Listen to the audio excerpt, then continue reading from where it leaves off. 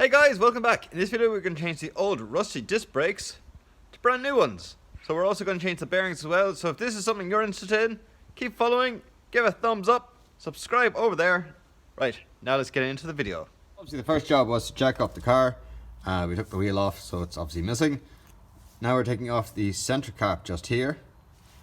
And behind it, there is a split pin. So we're going to use some pliers and take out the split pin next. Now with the split pin removed, we can take off the fake castle nut. So it's a nut that fits over the actual proper nut. And then we can just wind off the real nut. Okay, now that's the nut removed. We've also undone the carrier earlier on, so I forgot to film that, but yeah, it's undone at the back. So there is 2 13s here to holding on the caliper, and then there's 2 more hex bolts at the back holding on the carrier. So once the carrier is removed, the brakes can just slide out of the way. Next we're going to give everything a little bit of wiggle, and off it comes. So that's it off my hand. So that's the front bearing, which is a small bearing, and a washer. So the washer goes in front and the bearing obviously goes behind. Now carefully we're going to give this a wiggle and the whole thing should come off. Okay, gentle wiggle and off it came. So that's now the bearing and the dust seal left behind. So we can just use the pliers and pull them off as well. And with a gentle tug, off they come. And just behind everything there is like a metal seal or an extra dust seal, just to stop any extra debris coming in. So yeah, we'll take that off as well and then clean everything down. So how do you repack a bearing? So what you do is put a big load of grease into your hand and you push it in like that. So basically the grease is going in this side and you'll see the excess grease coming out here.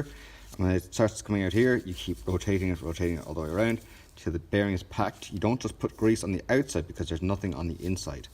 So that's why you put a big double of grease in your hand and you will drive it into it. So I have to show this without any grease because I have to operate the camera as well and I don't want the camera covered in grease. So, okay, grease. I'll be able to do a bit of this. Alright, that's it. That.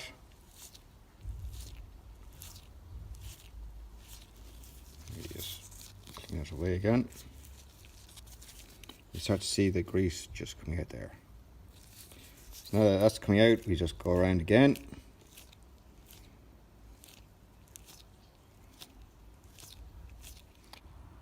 Rightio, so guys, now we have the bearing back on, we have a new seal in, and we have the induction for the ABS on. So I don't need it because this car doesn't have ABS, but in case your car does, you can just knock it off with a chisel and then put it back onto the new disc.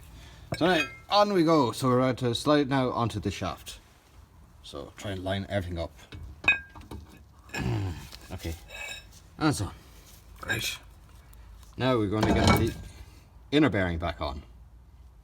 Okay, with everything on the shaft, now the new inner bearing goes on. Just lines everything up. Now we get the original washer to go on next. Here we go. So it only goes on one way. So there's little ridges here. Where's it gone? Here at the back. So it has to go this way. It should just lock in, yeah. Now to get the nut on next. I'll tighten that up. Aye. So we're going to tighten this and spin the disc. And when they both lock up, we're going to turn it back maybe a quarter of a turn or a half a turn. And then we'll spin it again and see what's it like. Is there any play? So if there's any play top to bottom or left to right, we'll tighten it. And if there's no play, we'll loosen it and we'll try to find that nice in between the two of them where it's tight on the hub, or the bearings are tight on the hub, but they're not so tight that they won't turn. It's no actual way of doing it. There's no torque setting. It's literally just by feel. Right, so after turning it a few times and, well, apart from the caliper now touching off it, and it feels nice and tight as well, and there's no play in that nut either. So I think that is as tight as it's going to go.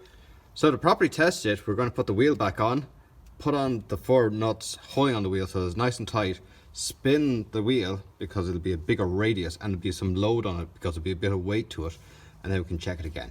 But overall, that's it now, pretty much done. So once the nut has been all tightened up and everything is correct, what we can then do is put on our fake castle nut.